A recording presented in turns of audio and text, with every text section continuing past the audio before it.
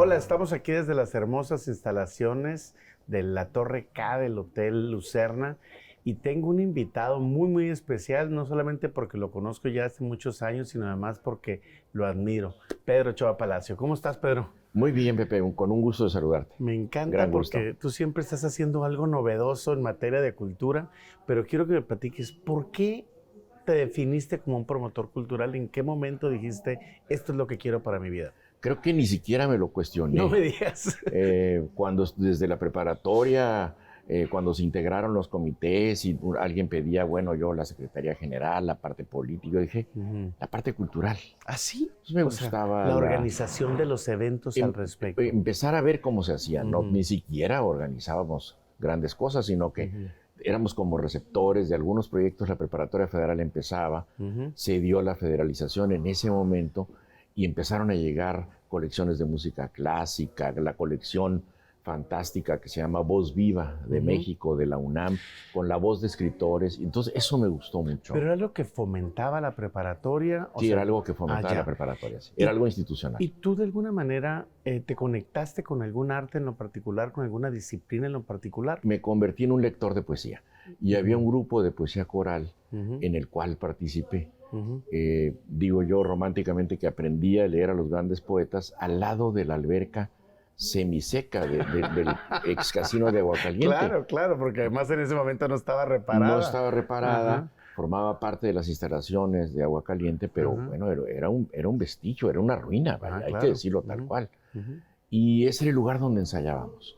No había los salones de los espacios para los talleres de poesía coral y eso, y ahí ensayábamos. ¿Y eso implica que tenías un maestro que te fomentó el tema?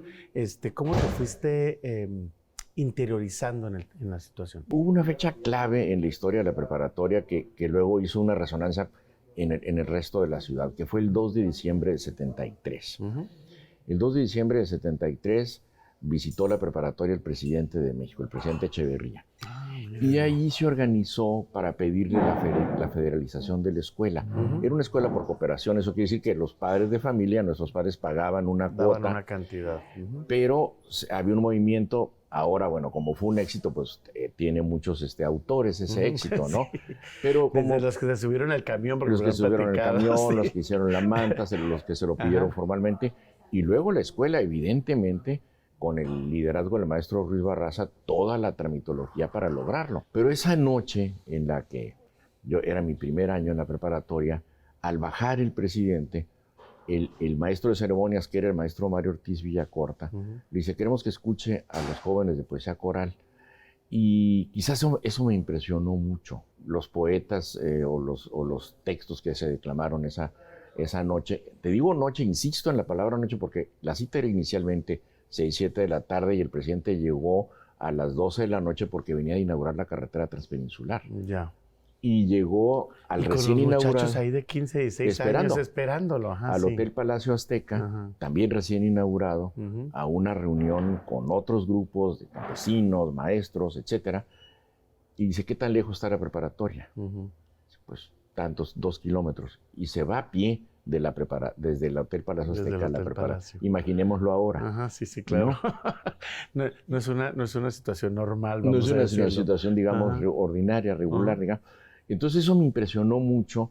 Y luego el profesor Villacorta hizo una convocatoria para un concurso de declamación. Yo participé. Mi padre tenía el libro de Neruda en la casa. ¿Ya tenías esta voz? Porque obviamente es una voz que se presta para el no tema necesariamente, de la poesía. Pero el que era gran declamador era mi hermano José Arturo y también un poco para seguirlo. Yo admiré cuando mi hermano José Arturo, estando él en tercer año de primaria, declamó a Benito Juárez frente al monumento al Parque Teniente Guerrero. Yo estaba en primero, pero me emocionó mucho verlo, cómo dominaba, cómo haciéndolo por vez primera, lo hacía con tal precisión, con tal perfección, con tal profesionalismo. Se vistió con uniforme de gala, se vistió de tal manera, su voz. Yo dije, yo no sé hacer eso, ¿no? Mi primera participación pública en primero, yo salí contando chistes, antes de los stand-ups. Pero bueno, regreso a la prepa y me inscribo en ese concurso, gano el concurso y el maestro Mario Ortiz Villacorta nos invita al taller de poesía coral. Y para ti ese marca el inicio de una fructífera carrera en materia cultural y de promoción cultural. Eso y, las lecturas con mi padre. Mi padre nos leía después de comer la página editorial del Excelsior o de la revista Siempre, y esos autores son los que seguí toda la vida, es increíble. Cuando era de los que hacían estas colecciones de la revista Siempre, que eran pilares y pilares. Y no se deshacían de ellas, ¿no? Sí, claro.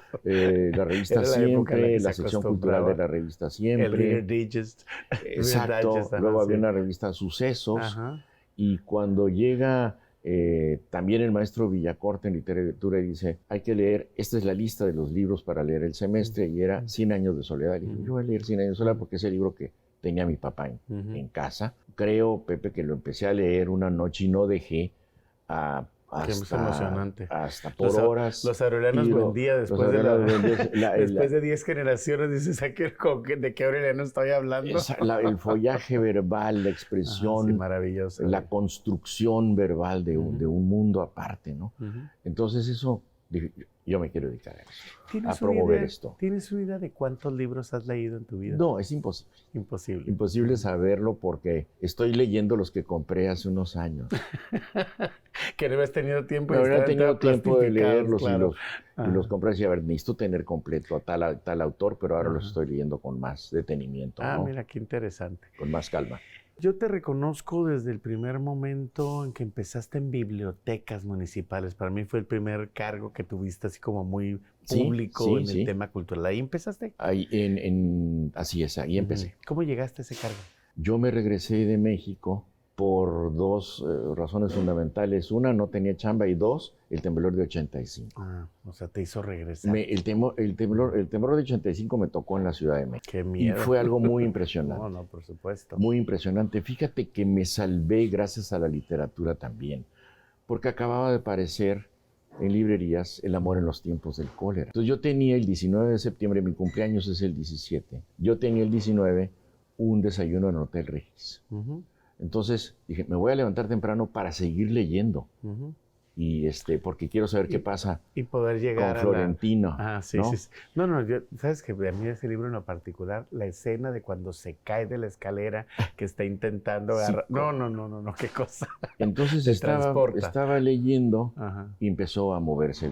Yo viví en la colonia Nápoles, me asomo por un ventanal, veo a los chicos de la secundaria vecina sin mayor aspaviento. Dije, no, pues no es para tanto. Me regreso, me vuelvo a acostar y sigue temblando. Me vuelvo a parar y sigue temblando. Y ya me empecé yo a asustar. Y en ese momento dejo el libro, me baño, me cambio, salgo a tomar mi taxi. Y ningún taxi me quiere llevar al centro. Y dice, ¿usted no sabe lo que pasó? Entonces ya empecé a ver escenas, recorrí con amigos, etcétera, etcétera. Y bueno, pues el hotel se cayó. El hotel se cayó. Sí, mi amigo que estaba yo hospedado se salvó de milagro. Organizó la evacuación atando sábanas porque el cubo de la escalera se cayó. Y cuando ya había salido, estaba en el camellón de Avenida Juárez, estalló el hotel. Tú sabes que el problema fue que se derrumbó y luego estallaron las calderas. Sí, claro. El Hotel Regis era muy famoso por sus baños de vapor. Y porque, bueno, eran baños de vapor donde te ponían inyecciones, para cuando uno llegaba en mal estado después de una noche muy prolongada. El Hotel Regis tenía mucha prosapia, era un hotel muy clásico y donde se quedaban muchos los norteños. Mi amigo era de Baja California Sur. Bueno, pero él se salvó en ese momento, llegó a mi casa a las 6 de la tarde. Me dijo, ¿no sabes qué pasó? Yo no tenía tele. Vivía solo en un departamentito de una recámara y me empieza a contar. Así me entero de lo ocurrido. Luego fallece un amigo en otras circunstancias, en diciembre de ese año. Y dije, es momento que yo me regrese a Tijuana. Y regreses a Tijuana. Y empiezo a buscar trabajo y dice, pues nomás está la de bibliotecas. Y me permitió hacer un trabajo, recibí con amigos de México donaciones de libros, organicé conferencias. ¿Iba entrando a la administración? No, estaba terminando René Treviño.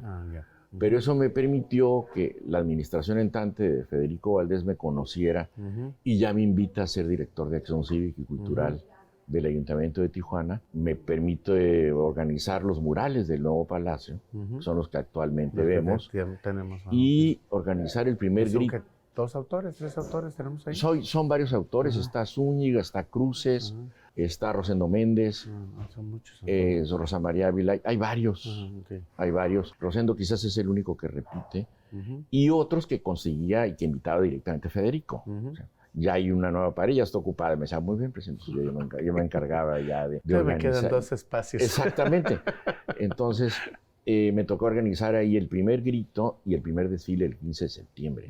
Y la preocupación era que el público se trasladara al nuevo palacio. Sí, que nadie sabía ni dónde estaba ni cómo estaba ubicado. Sobre todo que veníamos del centro, que además el centro, pues todo se hacía ahí en la calle Segunda. Todo se hacía en la calle Segunda. Yo desfilé en la calle Segunda. Y ya me voy para allá. Esa es Acción Cívica y Cultural, que es, digamos, el brazo del ayuntamiento que luego se convierte en el IMAC. Sí, además es donde dependía el cronista de la ciudad, si no estoy mal.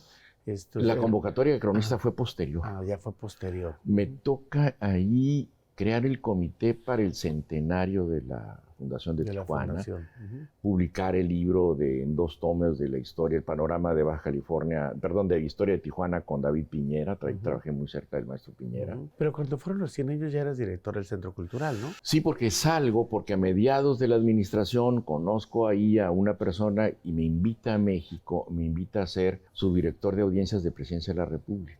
Dije, no, yo tengo que irme a ver esto, ¿no? Pues voy a preguntar, ¿no? Pues me fui y Federico lo entendió muy bien y me dijo, te tienes que ir porque está en México es una oportunidad. Y me tocaba atender las manifestaciones afuera del Palacio Nacional, ¿no? ¿Estuviste un tiempo trabajando en esos temas políticos netamente? Netamente políticos. En Ciudad de México. O sea, me tocó la elección. Esa parte no sabía Me tocó la elección de 88, que fue muy disputada, ¿no? Sí, muy complicada. Y mi trabajo consistía en hacer un informe a Los Pinos de todas las manifestaciones afuera del Palacio y salir a atender a las comisiones. Y cuando terminas con esa función, llegas al Centro Cultural. Luego me invitan al Centro Cultural ya en 89. Me causaba mucha ilusión porque el Centro Cultural es, icónico. Nuestra máxima institución cultural. Y estaba recién creado el Consejo Nacional para la Cultura y las Artes. 8 de diciembre de 88. Por un grupo de promotores culturales que yo ya había admirado y que yo ya conocía, que había leído: Víctor Flores Olea, Jorge Ruiz Dueñas, Rafael Tovar y de Teresa. Todos esos personajes estaban creando y habían diseñado el nuevo organismo cultural de México. Que a la postre Rafael terminó siendo el presidente de Conaculta, ¿no? Sí, en ese momento era el de Asuntos Internacionales, luego es director de Bellas Artes y termina ese sexenio de Carlos Salinas como presidente del Consejo. Sí, un gran director, además. Un gran promotor. Porque además creo que de esa parte del Centro Cultural Tijuana, y me parece muy importante ratificarlo, uno piensa que porque ya tienes la instalación, ya vas a tener la obra, ya vas a tener el tema cultural. Y la verdad es que no es así. Ahí el gran reto en un espacio como el centro es el programa. El programa, claro, la infraestructura es un reto porque por supuesto, es costosísima. Es muy difícil, es muy delicada, los equipos son muy costosos. Entonces estuve todo ese sexenio en el Centro Cultural. Y me gustaría que separáramos porque son dos partes muy importantes. ¿Cómo no? Tú fuiste 2 veces director del Centro Cultural Tijuana. Sí. Y en una primera parte, yo creo que entendiste algo bien importante. No solamente era un centro que servía de atractivo turístico, sino además era el epicentro de la cultura en Tijuana, y además era una gran escuela para los jóvenes, para los niños, para entender la cultura mexicana. Y una gran ventana con el sur de California. Eso me tocó, ya en el consulado lo vi de otra manera. Sí, es ¿cómo te digo? Tiene varios roles, como tiene la ciudad misma. Hay una Tijuana. Me encanta que hagas esa analogía porque es cierto. No, hay una Tijuana para nosotros que hacemos nuestro trabajo todos los días en nuestra ciudad, que sabemos cuáles son los problemas de la ciudad. Pero hay una Tijuana que tiene una imagen nacional, es un destino nacional para migración, para inversiones. Muchas cosas de las que ocurren en Tijuana tienen repercusión nacional, ¿no? Entonces, un poquito de escala es lo que ocurría en el Secud, ¿no? ¿Te parece a ti que ha habido algún pico en lo particular desde el punto de vista del movimiento cultural en la región, cuando hemos estado mejor, cuando hemos bajado la producción, la creatividad de nuestros artistas ha estado mejor antes? O sea, ¿cómo verías esa evolución de lo que hemos tenido en el ámbito? Bueno, yo vería un pico inalcanzable que fue Rubén Vizcaíno, ¿no? que es el creador del Seminario de Cultura Mexicana, que le toca hacer mucho trabajo prácticamente sin recursos, sin infraestructura. Funda o es el primer director de acción cívica y cultural en el ayuntamiento.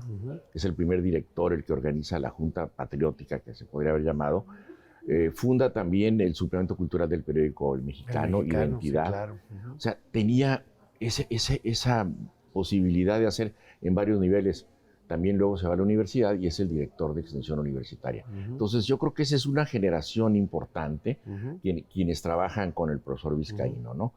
Luego, la apertura del centro permite muchas cosas, permite que empiecen a llegar exposiciones nacionales, porque no teníamos infraestructura. Los antecedentes eran el Teatro del Seguro Social, quizás la primera infraestructura pública en materia cultural. La que teníamos acceso, que además para 150 personas. 230 personas por ahí, que lo inaugura López Mateos, luego la Casa de la Cultura y luego el Centro Cultural Tijuana. Las exposiciones ocurrían en los lobbies de los hoteles, en las entradas de los restaurantes, en las casas, en espacios sociales, en casas muy grandes. Ya llegar con una exposición como las que trajo el licenciado Pataki, Saturnino Herrán, el Oro de Colombia, Templo Mayor, cosas impresionantes, fueron muy, muy atractivas, ¿no? ¿Qué dirías que ha sido tu acierto en el caso del Centro Cultural Tijuana? ¿De qué te sientes más orgulloso del gran trabajo que desarrollaste ahí? Mira, es difícil ponderarlo, pero te lo voy a decir, te lo voy a contestar de esta manera. Digamos, el mural de Blancardio. Álvaro también está en el Palacio, por cierto. No, creo que no. Sí, tiene algo abajo, ¿no? No estoy seguro. No estoy seguro tampoco. Mira, dije, Álvaro Blancarte, que fue muy interesante trabajar con él, porque venían los 10 años del Secut. Te estoy hablando de 1990 para cumplir en 92 los 2 años, los 10 años. Los 10 años. Entonces, él estaba recién desempacado de Sinaloa, profesor universitario, con una gran comunicación con los jóvenes, muy conceptual Álvaro también. Y entonces tengo una primera conversación después de una exposición muy exitosa. Me dice, ¿cómo no? Nos vemos en 2 semanas, te traigo el proyecto. Pero a las 2 semanas me dice, te traigo la renuncia. ¿Cómo? Porque yo no hago ya murales, no hago murales por encargo. Y seguramente vas a querer una cuestión muy oficial, con cuestiones históricas. Dije, le regreso la renuncia y dijo, yo lo que quiero aquí es un Blancarte. Claro. Siéntete con toda libertad. Entonces es el mural que hoy tenemos en la entrada del teatro. Pero fíjate espectacular. Es el origen del hombre según los Cumiay, alguien que le contó esa historia. Pero fíjate lo que pasó, Pepe, sin que yo me lo propusiera. La gente iba a verlo trabajar. Yo le di uno de los sótanos del teatro. Sí, porque está en espacios, está en fragmentos, en paneles, sí.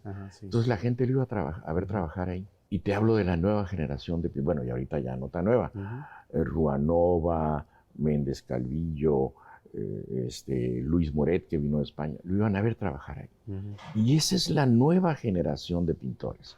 A partir del trabajo o del taller informal de Álvaro, que estaba en el sótano. Estaba en el sótano. Sí. Haberle dado sede a la orquesta fue también un acierto, porque gracias a eso se consolidó la orquesta y tenemos orquesta. Haber logrado el convenio con... Yo me recuerdo, fíjate, tengo una anécdota en el tema que estaba yo en el comité de turismo en aquella época, por eso tengo mucha relación ahí contigo. Íbamos a escuchar la orquesta y luego se paraba el maestro García Barrios y luego decía, les voy a explicar esta obra. Y tú te quedabas, pues qué bueno, porque pues eran neófitos en el tema, te explicaba tal, y dices, quiero venir a la siguiente, era espectacular. No, y él era muy didáctico, ¿no? Entonces, logré que se sentaran para firmar el convenio Ernesto Cedillo, secretario de Educación, Rafael Tobar, presidente del Consejo, y Ernesto Rufo, el gobernador del estado. Qué Entonces, la orquesta quedó ahí, y luego se creó el diplomado de teatro con Bellas Artes. Esas 3 cosas fueron, creo, muy importantes. No, y al final también es cierto que llega un momento en que encajas una idea de la ciudad modificándose. No nada más hay que trabajar, creo que a ti te tocó valorar mucho eso. La gente empieza un movimiento cultural, artistas locales, músicos locales, pintores locales, gente llegada de otros lados. Eso es un trabajo impresionante. Así es. Ese es un trabajo impresionante. Estoy aquí, bueno, lo dice Julieta Venegas, estoy aquí porque empecé a venir a escuchar conciertos aquí, me dijo. Ahora, te toca también otra creación importantísima, que es tener una Secretaría de Cultura en el Estado. Siempre hemos tenido un instituto, bueno, no siempre, pero bueno, nos habíamos acostumbrado a este Instituto de Cultura de Baja California, y a ti te toca ser el primer secretario, pues bajo la lógica de tu propia instancia. Si voy a estar en la parte cultural, hay que elevar el rango de las necesidades, ¿no? Porque antes el director del instituto dependía del secretario de Educación y dependía su presupuesto también y muchas decisiones. Entonces, es una estructura mínima porque el instituto es el que tiene la gran fuerza y el presupuesto, pero hay una parte en que el secretario acuerda directamente con el gobernador, la gobernadora en este caso, ¿no? Y en este caso, ¿qué es lo que tú viste como para que el Estado de California se mereciera una secretaría? Mira, un estado muy pujante, muy reconocido a nivel nacional, y en ese momento la única instrucción que me dan es la historia y la cultura local. Entonces hago el segundo congreso de historia, Pepe. ¿Por qué segundo? Porque el primero lo había hecho el primer gobernador, Braulio Maldonado. No, bueno. Y no se hizo el segundo. Oye, algunos años atrás. 50 y tantos años. Sí, claro. Hubo otros intentos importantísimos. Se creó la Escuela de Humanidades con la Escuela de Historia. Se crearon el Instituto de Investigaciones Históricas UNAM, UABC, un convenio con la UNAM. Importante. Pero un congreso donde se trataran todos los temas y hubiera una memoria, no había ocurrido. Ya existían para entonces, ahora sí, los cronistas. Hice la primera reunión estatal de cronistas y luego vino la pandemia, que eso sí fue un impacto muy duro. Sobre todo porque cuando ya había una creación de una infraestructura, que también hay que reconocer de otros gobernadores, esta parte de crear los centros estatales de las artes y tener dónde se desarrollaran las actividades, pero creo que al final esta semilla que pusiste, bueno, empieza a dar más frutos. Ya tenemos una secretaria también tenemos una secretaría, estoy viendo anuncios que, bueno, que la orquesta la va a absorber el instituto. Son proyectos importantes, ¿no? Ahora, desde el punto de vista personal, también hiciste un trabajo que a mí me gustó mucho, que fuiste agregado cultural en nuestro consulado en San Diego. No en Los Ángeles, nada más. No, en San Diego nada más. Pero para mí eras el director de cultura de la región. Estuve en San Diego solamente por 12 años. Nada más. 12 años me aguantaron. Ajá. No, es que al final todos te terminamos hablando, tipo decir, oye Pedro, tráenos esto, oye Pedro, ayúdanos con tal, Pedro, queremos hacer algo con los artistas. Fue una experiencia muy interesante. Claro. Interesante. Porque, bueno, en el Centro Cultural Tijuana tienes un equipo muy grande. En la Secretaría tienes instalaciones y equipo en todo el estado, y ahí era yo solo. Tú y tu alma, pero con todas tus relaciones, con todo yo y tu mi bagaje, alma, y con una idea más clara de qué hacer. El Secut fue una gran escuela, y ya con una visión muy clara, ¿no? Muy diferente. Entonces decía, bueno, no voy a poder traer grupos, es difícil traer exposiciones. Entonces me ocurrió un espectáculo de un solo hombre, que eran las conferencias.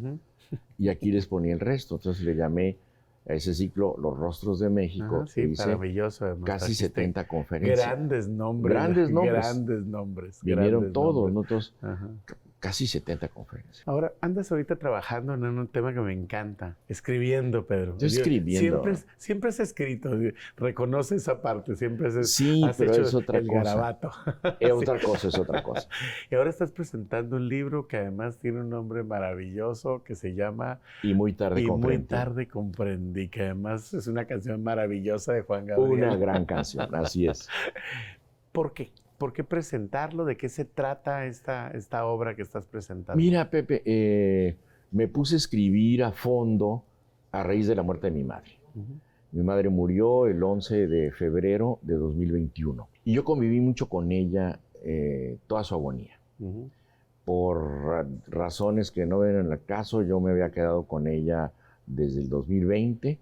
Estábamos solos, celebramos solos la Navidad, algo que para ella era durísimo, porque para ella la felicidad era tener a sus hijos, a sus nietos, sus nueras, etc. ¿no? Y bueno, las cosas cambiaron. Ella no lo entendía. Decía, oye, ¿por qué? Pues que vengan con la mascarilla, me siento muy triste. Sí, la familia, estamos aquí juntos. Claro. Entonces, ella se contagió, imposible saber cómo, etcétera.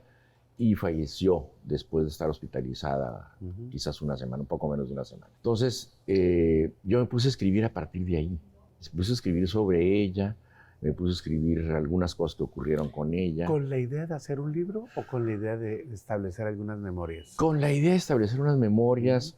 Luego me di cuenta, bueno, que el libro, muy importante ella, que me ha inspirado a escribir eso, porque tuve oportunidad incluso de entrevistarla sin pensar en el libro. Yo no pensé que se iba a morir, obviamente, no, nunca piensas en eso, ¿no? Claro. Entonces empecé a escribir unas notas, luego, bueno, se murió ella y yo me quedé solo en casa y empecé a tener recurrentes recuerdos de ella, ¿no?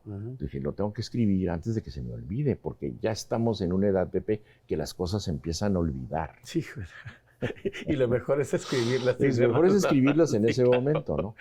Pero entonces fui extendiendo la narración, obviamente también luego vino el recuerdo de mi padre, de mi hermano, entonces fui armando como un gran rompecabezas, ¿no? Lo que entiendo del libro, y digo, sin haberlo leído todavía, y te agradezco el otro día que estuvimos platicando un poquito de él, donde un poquito, no nos dejaron más. No nos dejaron más, tenemos un amigo que habla demasiado. Exactamente.